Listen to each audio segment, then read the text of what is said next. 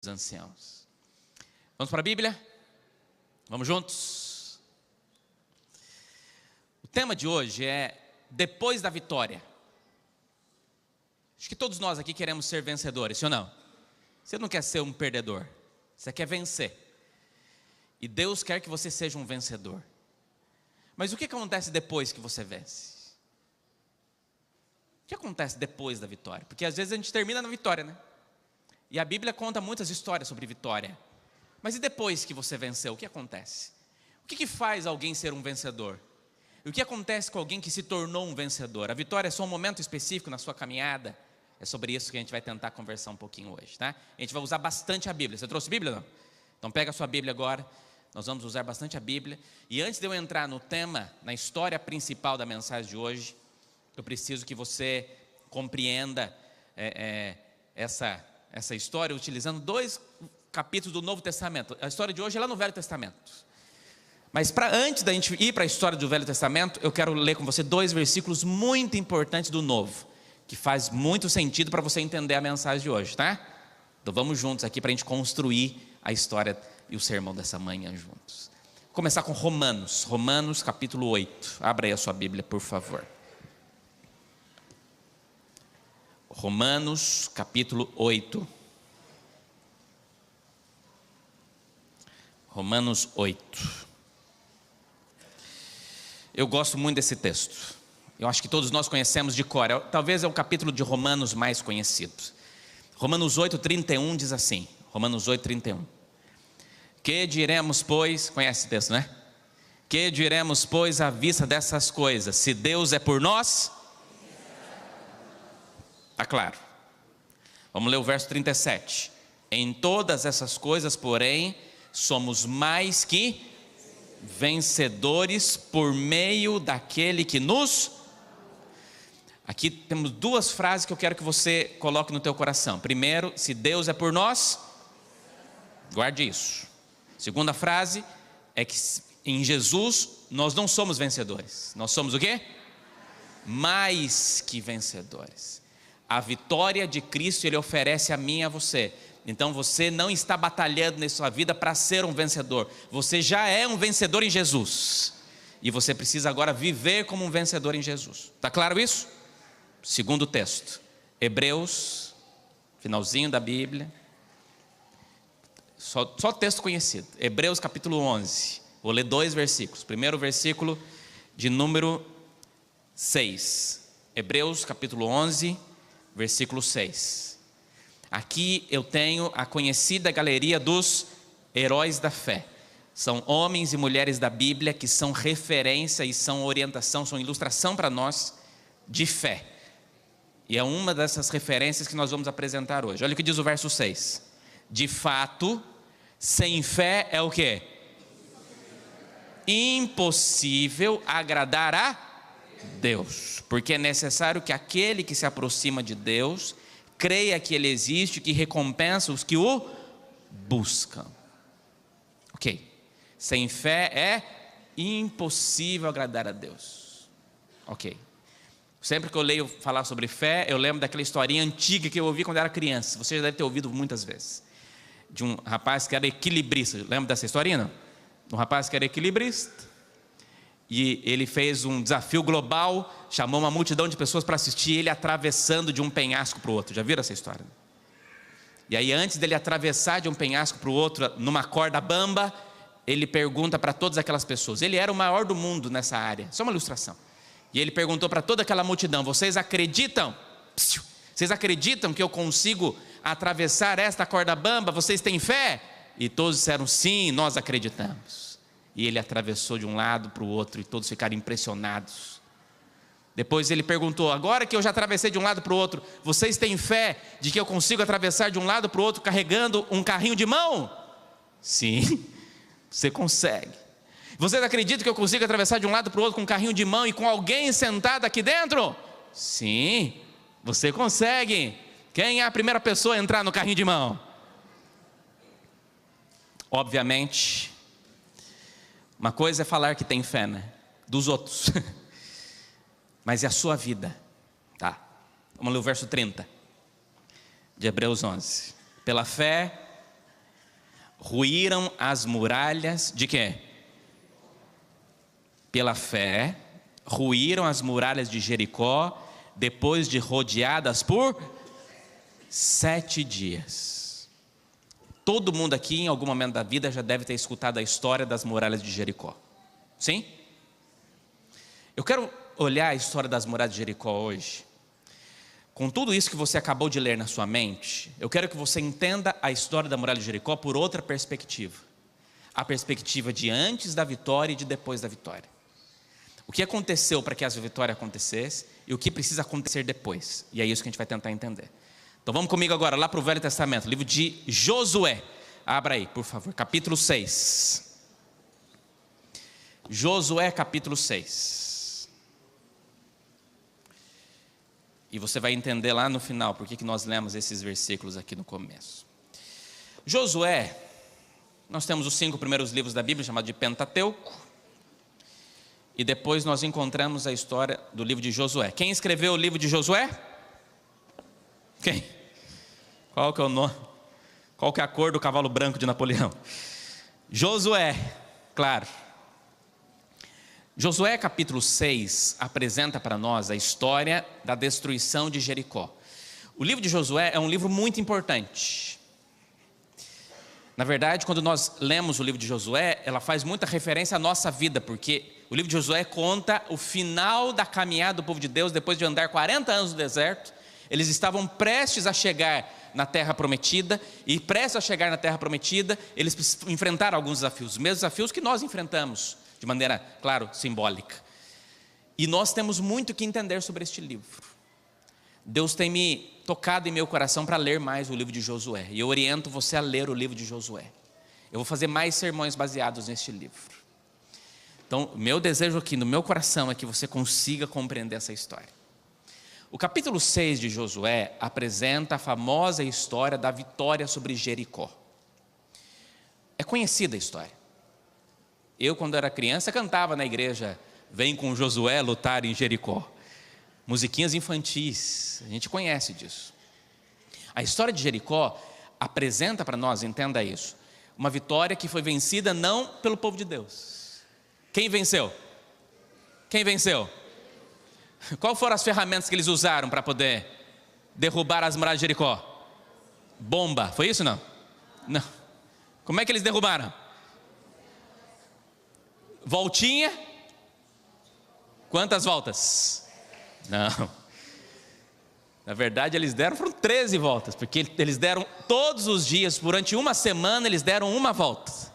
E no 7º dia eles deram 7 voltas. Depois deles terem dado 7 voltas ao redor, diz que eles começaram a tocar um chifre de carneiro, que dá um som forte, chofar. E eles tocaram e gritaram alto. E o grito foi tão grande que as muralhas... Você já gritou tão alto que derrubou uma muralha? Não? Acho que nem tenta, viu? Nem tenta. Mas essa foi a ferramenta. Foram eles que derrubaram, sim ou não? Claro que não. Eles só conseguiram vencer por causa do poder de Deus. Foi uma vitória sobrenatural, e a gente conhece essa história. Eu quero só ler no capítulo 6, alguns versículos rápidos aqui, versículo 15 a 19, olha o que diz o versículo 15. No 7º dia, capítulo 6 de Josué, versículo 15. No 7º dia, madrugaram ao romper da manhã, e da mesma maneira rodearam a cidade 7 vezes. Olha aí o que eu falei. Somente naquele dia rodearam a cidade 7 vezes. E aconteceu que na 7ª vez, quando os sacerdotes tocavam as trombetas, Josué disse ao povo: gritem, porque o Senhor está entregando a cidade a vocês. Porém a cidade será condenada, ela e tudo que nela houver. Somente ficará viva Raabe, a prostituta, e todos os que estiverem com ela em casa, porque escondeu os mensageiros que enviamos. Quanto a vocês, cuidem para não ficar com nenhuma das coisas condenadas, para não acontecer que depois de a terem condenado, vocês as tomem para si. Neste caso, tornariam maldito o arraial de Israel e trariam confusão a ele. Porém, verso 19, toda a prata, ouro e utensílios de bronze e de ferro, que são os espólios de guerra, aquilo que vocês vão buscar da cidade, deverão ser consagrados para quem? Ao Senhor, e deverão ser entregues ao seu tesouro deveriam ser entregues no santuário, na igreja que seria construída em Canaã. Está claro isso aqui? A gente olha assim, parece simples, né? Mas não foi simples, viu, amigos? Eles tinham que rodear uma cidade. Não era uma voltinha de 100 metros. Os estudiosos ainda não entendem o tamanho, mas se era uma das maiores cidades daquela época, eles andaram bastante. Um dia para dar 7 voltas, você vai dar uma volta na lagoa, você dá uma, já cansa? Dar 7 voltas na cidade, não foi tão fácil, mas era o projeto para que eles pudessem vencer. Mas por que eles venceram? Porque teve um preparo antes. A vitória não foi pelo acaso. Deus precisou prepará-los para a vitória. Está claro isso? Então vamos voltar aqui um pouquinho a páginas da Bíblia. Vamos fazer uma pequena viagem comigo. O capítulo 1 de Josué, vamos lá.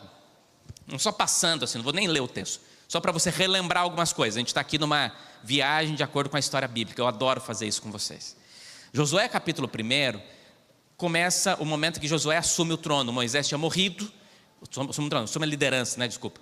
E aí Moisés tinha morrido e Josué agora começa a liderar o povo. E aí Deus faz aquela famosa promessa para ele: ser forte e corajoso. Capítulo 2, já preguei sobre isso, foi meu primeiro sermão em Botafogo. Eu falei sobre Raabe.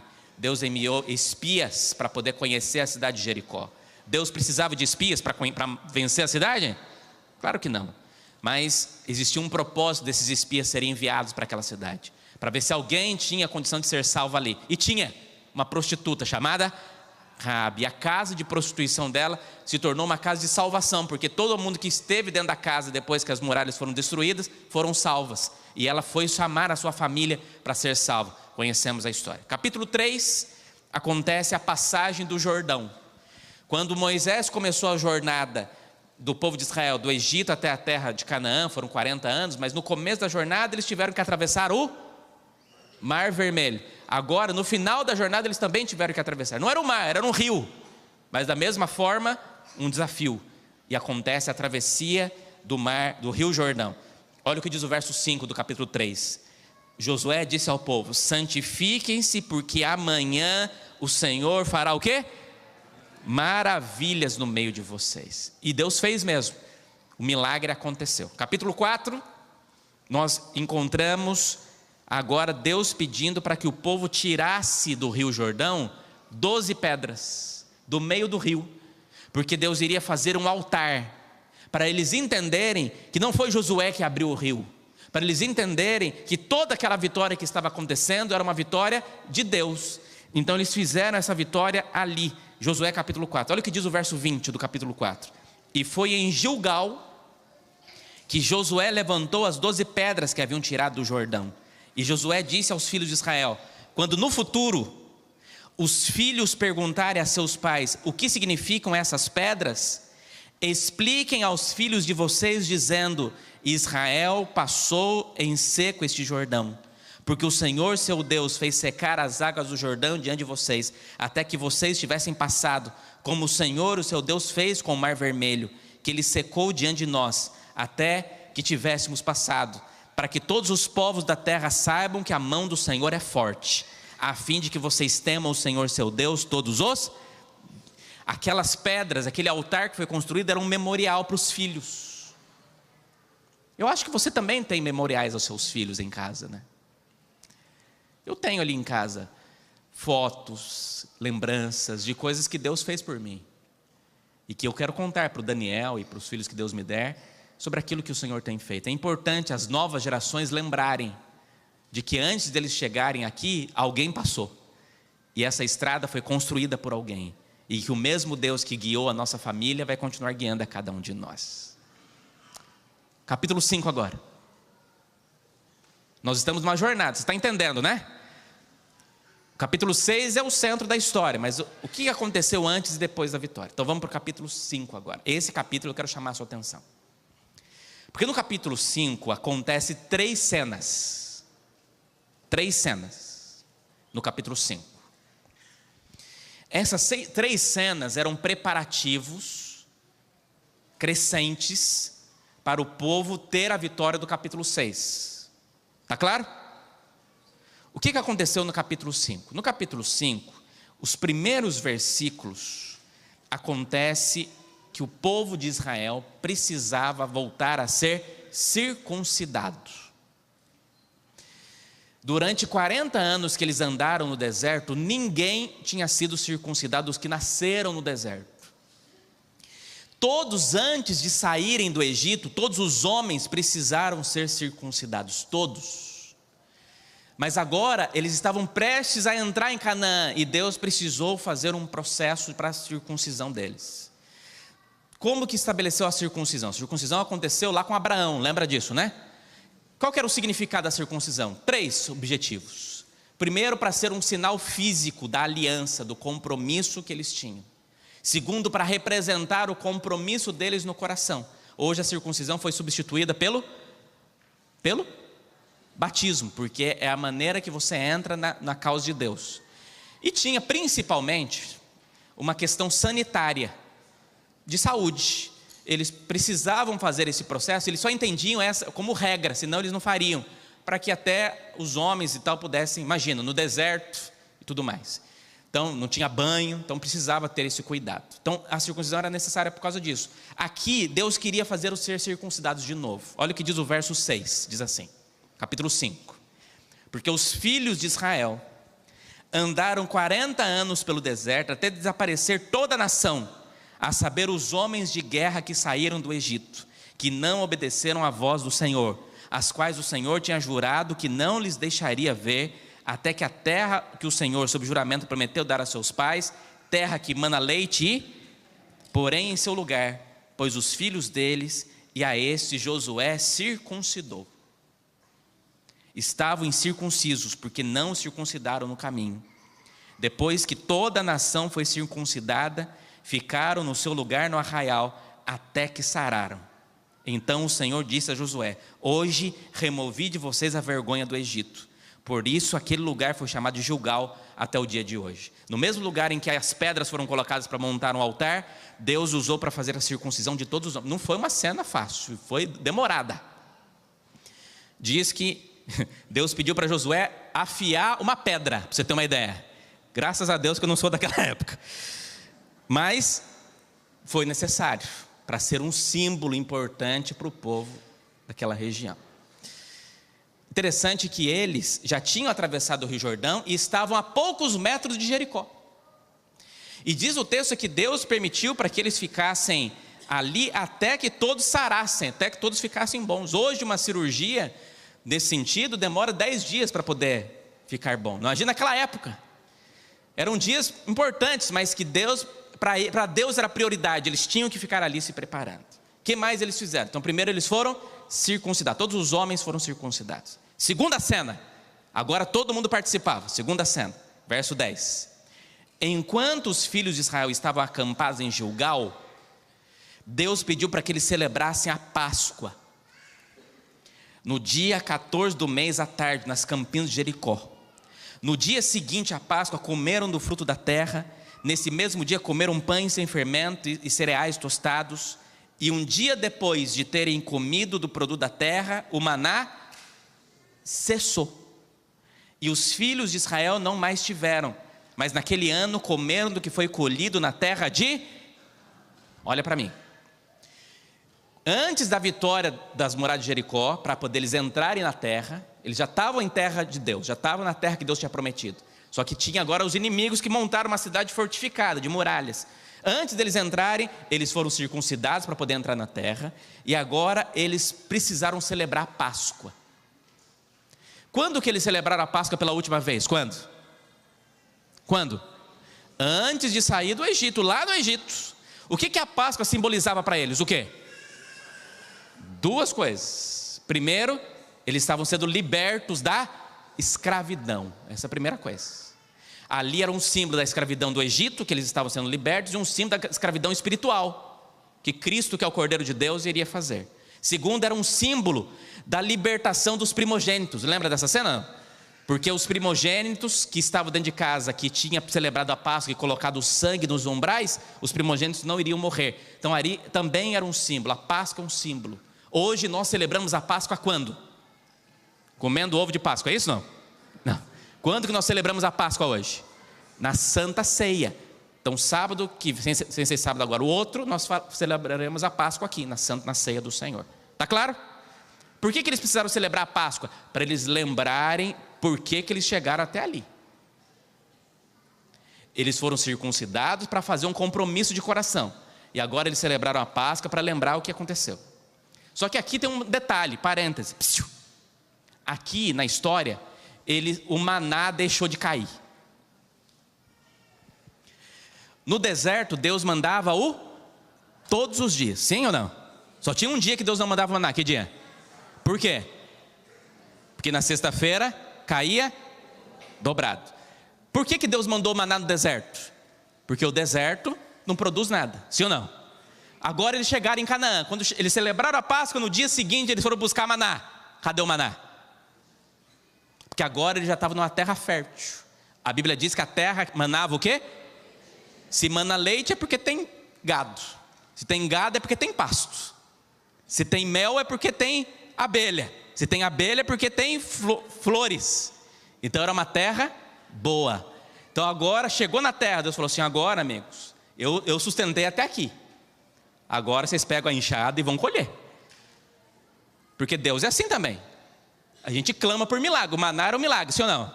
Mas você também não foi feito para ser dependente de milagre o tempo todo. Só é dependente de milagre quem não se planeja. E quem não quer ir para arar a terra. Também é importante para a gente. Qual foi a terceira cena que aconteceu antes da vitória? Primeira, a circuncisão. Segundo, a Páscoa. Terceira cena. Verso 13. Quando Josué estava perto de Jericó, levantou os olhos e olhou. E eis que se achava em pé diante dele um homem que trazia na mão uma espada. Josué se aproximou dele e perguntou: você é dos nossos ou dos nossos adversários? O que ele respondeu? Eu não sou nenhuma coisa, nem outra. Eu sou príncipe do exército do Senhor e acabo de... Então Josué se prostrou com o rosto em terra e o adorou. Para Josué se prostrar o rosto em terra e adorar, não era um anjo. Porque em Apocalipse, quando João foi ajoelhar perante o anjo, o que o anjo falou? Eu sou servo seu, não me ajoelho. Então quem que estava ali? Jesus, com uma espada na mão. Josué não reconheceu a princípio, mas na hora que ele falou: eu sou o chefe do exército de Deus, não era só Jesus que estava ali. O exército do Senhor tinha sido enviado para estar ali. Deus tinha enviado um exército de anjos para poder vencer a batalha. Está claro isso aqui? E por ter enviado um exército de anjos, Josué entendeu, se prostrou com o rosto em terra, que diz: meu Senhor é meu servo. O príncipe do exército do Senhor respondeu a Josué: tire a sandália dos pés, porque o lugar em que você está é... E Josué fez assim. Essa cena, tire a sandália dos pés, te lembra imediatamente do quê? Aonde? A mesma cena que aconteceu com Moisés, acontece agora com Josué. Só que Moisés viu Deus através de uma sarça. Josué viu Deus pessoalmente, na frente dele, para dizer: assim como eu guiei durante todo o caminho, agora chegou o momento de vocês ganharem a terra. Aí no capítulo 6, o próprio Jesus fala com ele, o versículo 2 diz: então o Senhor disse a Josué, foi o próprio Jesus que estava ali conversando: olhe, estou entregando em suas mãos a cidade de Jericó, o seu rei, os seus valentes. Ali Deus dá a vitória para eles. Está claro? Final do capítulo 6, Raabe é salva com a sua casa. Raabe depois faz parte do povo de Deus. Raabe casa com um homem chamado Salmão.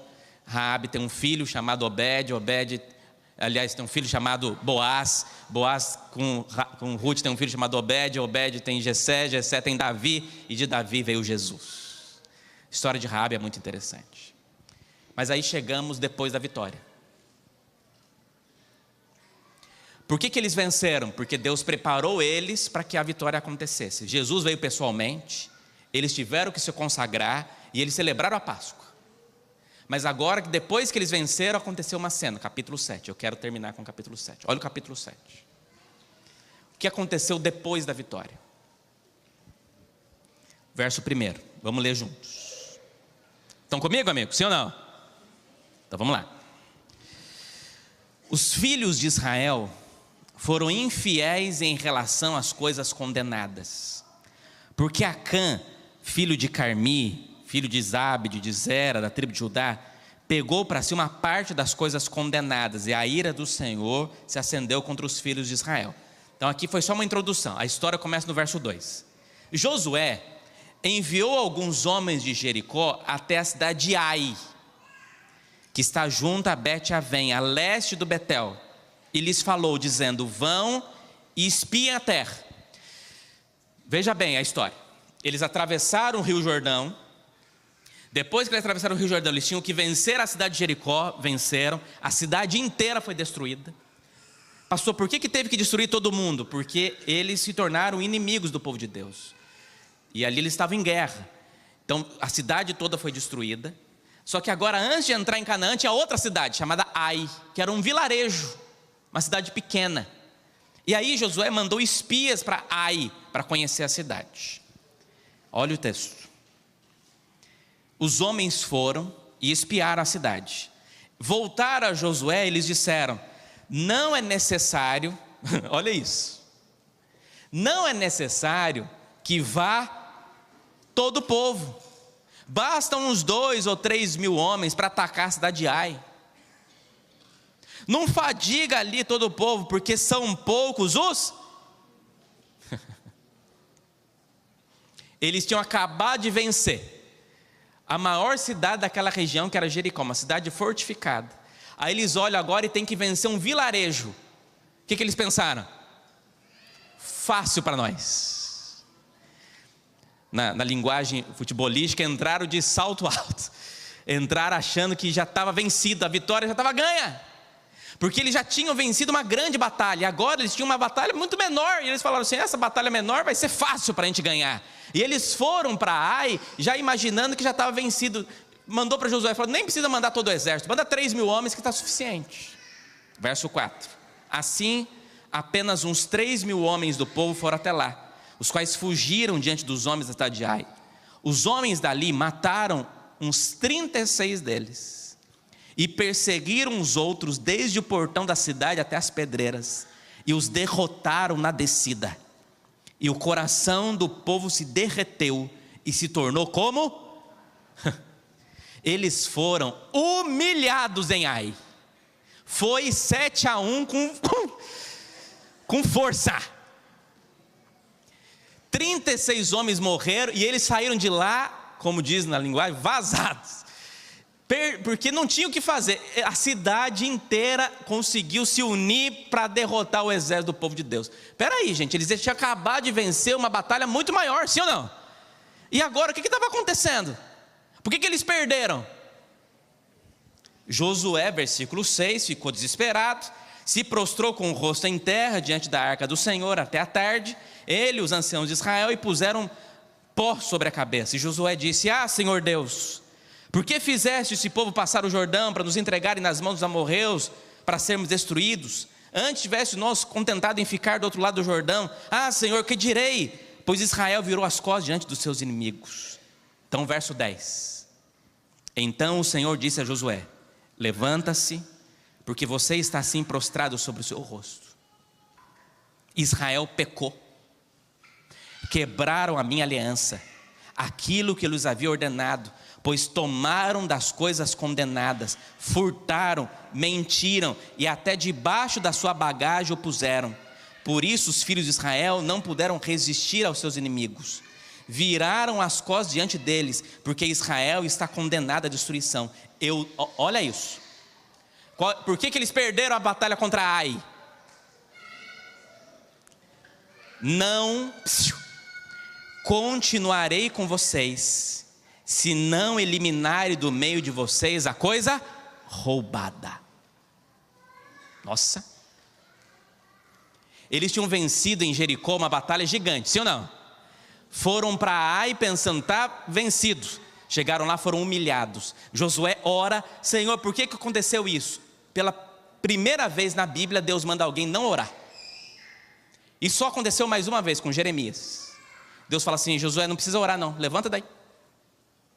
Não é para orar? Não. Você vai ter que ir agora resolver e descobrir, porque tem alguém entre o povo que não obedeceu a minha ordem. Qual era a ordem de Deus?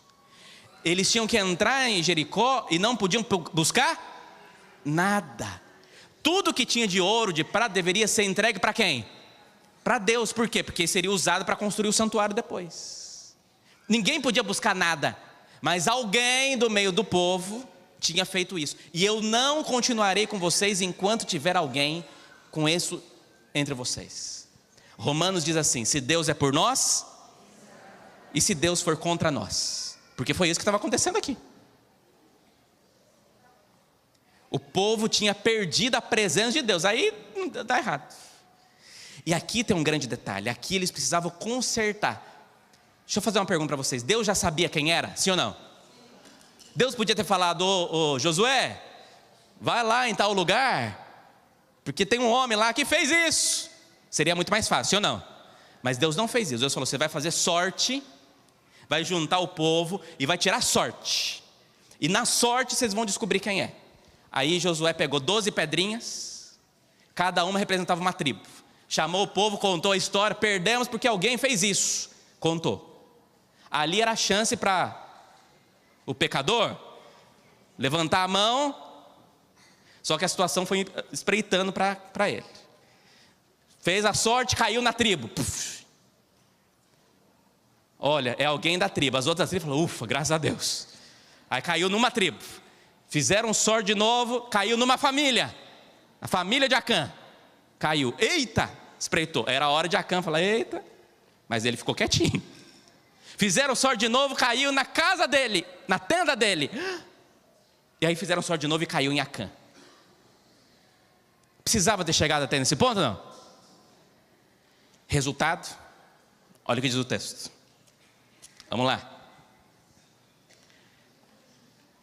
Verso 19. Então Josué disse a Acã: meu filho, dê glória ao Senhor Deus de Israel e renda louvores a Ele. Conte-me agora o que foi que você fez, não me esconda nada. A sorte é caída sobre ele. Pastor, mas Deus usava sorte naquele tempo? Era diferente. Deus usava um sistema chamado Urim Tumim, que não, Deus não usa isso hoje. Não adianta você usar, não tem. Deus usa a palavra hoje, mas era a maneira que Deus tinha de comunicar-se com o povo. Olha o que ele respondeu. Acã respondeu a Josué: é verdade, Josué, eu pequei contra o Senhor Deus de Israel, e assim fiz perante o Senhor. Quando vi, verso 21, quando vi entre o despojo uma boa capa babilônica, uns 2,5 kg de prata, e uma barra de ouro pesando mais de meio quilo, cobicei essas coisas, e as peguei para mim. E eis que estão escondidas na terra no meio da minha tenda, e a prata por baixo. Então Josué enviou mensageiros que foram correndo à tenda de Acã, e eis que tudo estava escondido nela, e a prata estava por baixo. Tiraram aquelas coisas do meio da tenda, e as trouxeram a Josué, os filhos de Israel, e as colocaram diante do Senhor. Então Josué e todo Israel, com eles pegaram Acã, filho de Zera, a prata, a capa, a barra de ouro, os filhos e as filhas dele, seus bois, seus jumentos, suas ovelhas, sua tenda e tudo que tinha, e os levaram para o vale de Acor. Então Josué fez um juízo contra Acã, e toda a sua família foram apedrejados perante o povo de Israel. Forte, né? O capítulo seguinte, que você vai ler em casa, o povo volta a Ai, e agora a vitória aconteceu. Porque no capítulo 7, é 7? 7, eles tinham cometido um pecado acariciado, que fez com que o povo inteiro morresse. 36 homens morreram, os perdesses, 36 homens morreram por causa do pecado de Acã. O que acontece depois da vitória? Isso para mim é uma prova de que a vitória de ontem não garante a vitória de hoje. Ontem eu posso ter vencido, mas hoje eu tenho que vencer de novo. E eu só vou vencer de novo se eu entender quem me faz vencedor. Ah, amigos, essa história de Jericó aqui tem muitas lições para nós. Poderia tirar milhões de lições, mas me permita tirar 3 lições para a gente. Guarde no seu coração essas lições. Entenderam a história, sim ou não? É uma história dura, né? Mas era a maneira que o povo tinha para entender naquele tempo. O que aconteceu aqui? E é isso que a gente vai tentar conversar agora. Primeira lição: A primeira lição, eu preciso ler com você Deuteronômio capítulo 10. Abre aí. Para a primeira lição, Deuteronômio capítulo 10. Deuteronômio capítulo 10, olha o que diz o verso 12, diz assim. Deuteronômio 10, versículo 12. E agora, Israel. Acharam? E agora, Israel. O que o Senhor requer de vocês? O que Deus espera de vocês? Não é que vocês temam o Senhor, seu Deus, que vocês andem em todos os seus caminhos, que vocês amem e sirvam o Senhor, seu Deus, de todo o coração e toda a alma, para guardar os mandamentos do Senhor e os seus estatutos que hoje lhe ordeno para o bem de vocês. Eis que os céus e os céus dos céus são do Senhor, o Deus de vocês. A Ele pertence a terra e tudo que neles há. Mas o Senhor se afeiçoou tão somente aos pais de vocês, para amar e a vocês descendentes deles, e escolheu do meio de todos os povos como hoje se vê. Portanto, circuncidem o quê? Circuncidem o coração de vocês. E deixem, eu gosto desse texto. Vou ler de novo o versículo 16. Portanto, circuncidem o coração de vocês e deixem de ser teimosos. Está assim na sua Bíblia? Como é que está na sua Bíblia? Povo de dura cerviz, deixe de ser de dura cerviz. Na minha Bíblia diz, e deixe de ser teimosos. Olha para mim aqui. Antes de qualquer vitória, precisa ter um processo de consagração a Deus. Antes de qualquer batalha que você enfrentar, Deus precisa preparar você espiritualmente para essa batalha. Se você vai para uma batalha com o seu coração sem consagração, alguma coisa está errada. Você não está preparado para enfrentá-la. Antes de qualquer batalha humana, você precisa se consagrar ao Senhor. O que Deus está dizendo aqui, que a circuncisão do coração é deixar de ser teimoso, é deixar de querer fazer do seu jeito, é deixar Deus mostrar que é Ele que vai à frente. Poxa, Josué viu um homem em pé na frente dele que tinha um exército de anjos, falando assim: vocês não estão sozinhos, a vitória já é de vocês, eu estou à frente de vocês, acreditem. Hoje prepare o coração de vocês e entendam que se vocês estiverem bem comigo, vai estar tudo bem. A coisa que vocês mais precisam na vida é terem a minha presença, porque se vocês tiverem a minha presença, está tudo bem. Se Deus é por nós, quem será contra nós? Se eu estou com vocês, está tudo bem. Mas se consagrem, entendam. Amigos, antes da vitória tem que ouvir a orientação do Senhor.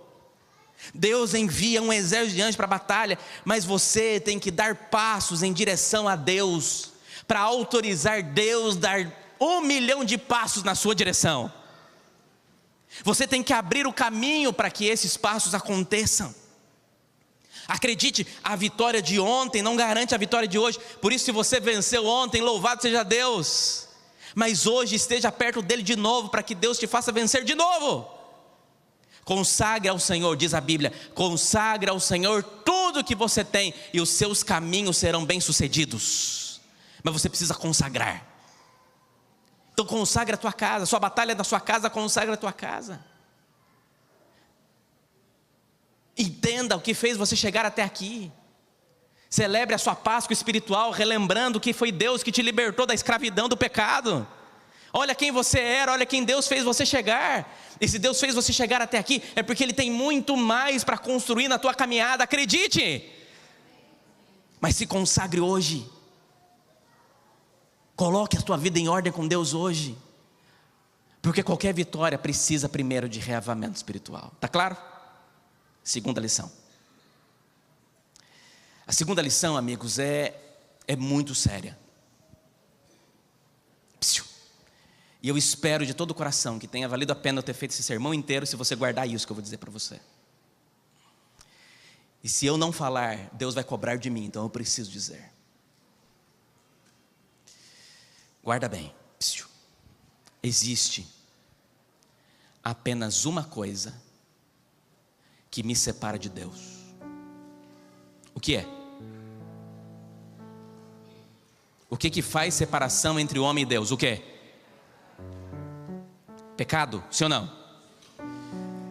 Todo pecado? Sim ou não? O que faz separação entre o homem e Deus é o pecado. Mas pecado confessado é pecado perdoado. Na verdade, o que faz separação entre o homem e Deus é pecado escondido. Pecado arrependido, Deus apaga e esquece. O problema é pecado de estimação. O problema é o pecado que você coloca debaixo da barraca. E são esses pecados, por mais pequenos que eles possam parecer, que podem ser empecilhos da atuação de Deus na sua causa. O povo de Israel venceu Jericó porque se consagraram, mas perderam para Ai, e gritaram ai mesmo, porque estavam em pecado. E o pecado de um atrapalhou o povo inteiro. É sério isso. Enquanto o pecado não foi revelado, a situação não resolveu. Amigos, a Bíblia é clara em dizer que se Deus é por nós, quem será contra nós? Mas e se Deus estiver contra nós? E Deus não quer ficar contra nós. Mas o meu pecado escondido ofende a Deus. Amigos, o segredo da minha vitória é a presença de Deus na minha caminhada. Mas as minhas decisões pecaminosas estão impedindo a presença de Deus na minha caminhada. Amigos, depois que você venceu, nunca se esqueça por que você venceu. Você venceu porque Deus abriu os caminhos, porque Deus abriu o Rio Jordão, porque Deus fez vocês passarem em terra seca, porque Deus te deu os inimigos nas mãos, porque Deus derramou maná no deserto. Você venceu porque Ele preparou tudo. Ele estendeu a sua mão sobre a tua vida, sobre a tua casa. Você venceu por causa disso. Mas se hoje você tem entendido que precisa melhorar algo, é porque talvez exista algum pecado que precisa ser resolvido no teu coração. E amigos, eu sei que é ruim falar sobre isso, mas é meu dever, e eu falo para mim também. Precisamos analisar o nosso coração. E eu clamo como pastor desta igreja, em nome de Jesus, para você que está aqui, está lá na galeria, você que me assiste pela internet, se existir algum pecado escondido no teu coração, amigo, confesse esse pecado a Deus. Vá a Ele de coração e diga: Senhor, eu não consigo vencer mais, porque eu estou sendo escravizado por um pecado. E tenha coragem de se confessar a Deus. E Deus perdoará você, te dará forças para vencer. Mas você precisa ter forças para ir até Deus, até para dizer para Ele: Senhor, eu não quero largar isso, porque eu gosto. Mas se não é da vontade de Deus, se a Bíblia diz que é errado, é porque é. E Deus nunca vai dizer sim para aquilo que Ele já disse não na sua palavra. Então acredite, deixe de ser teimoso e consagre o seu coração a Ele agora. Terceira e última lição, Provérbios 28, versículo 13, último versículo dessa manhã. Provérbios 28, versículo 13, diz assim: o que encobre as suas transgressões jamais prosperará, mas o que confessa e deixa alcançará misericórdia. Nenhum amém? O que encobre o seu pecado não prospera, mas o que confessa e deixa alcançará misericórdia. Olha o que o livro Patriarcas e Profetas fala sobre Acã. Acã viu os exércitos de Israel retornarem de Ai derrotados, animados. Mesmo assim não se apresentou e confessou seu pecado. Acã viu Josué e as autoridades curvados em terra com uma tristeza profunda demais para expressar em palavras. Ainda assim permaneceu em silêncio. Ouviu o anúncio de que um grande crime tinha sido cometido, e ouviu até mesmo de forma clara de que o crime se tratava, mas seus lábios estavam fechados. Ele se encheu de terror ao ver sua tribo ser apontada, em seguida sua família ser apontada, em seguida sua casa ser apontada. Ainda assim não fez uma confissão até que o dedo de Deus apontou para ele. Quando já não poderia mais esconder seu pecado, admitiu a verdade. Há uma grande diferença entre admitir fatos após serem comprovados e confessar pecados conhecidos apenas por nós mesmos e Deus. A confissão de Acã serviu apenas para mostrar que seu castigo era justo. Seu arrependimento não foi sincero. Não houve tristeza pelo pecado, nem mudança de propósito, nem aversão ao mal. Deus não falou que era Acã de cara para dar tempo para Acã se arrepender e acertar sua vida. Se Acã tivesse arrependido, ele não tinha sido morto. Se Acã tivesse se arrependido, ele não precisaria passar pelo julgamento. Mas ele permitiu ir até o final, porque ele ainda imaginava que conseguia esconder seu erro. Ah, amigos, Deus tem dado tantas chances para nós. Deus tem dado chances para você na sua casa. Mas se você sabe que não está certo, amigos, acerte a sua vida com Deus antes que Ele volte. Meu apelo para você essa manhã é que você volte para o Senhor. O André vai cantar uma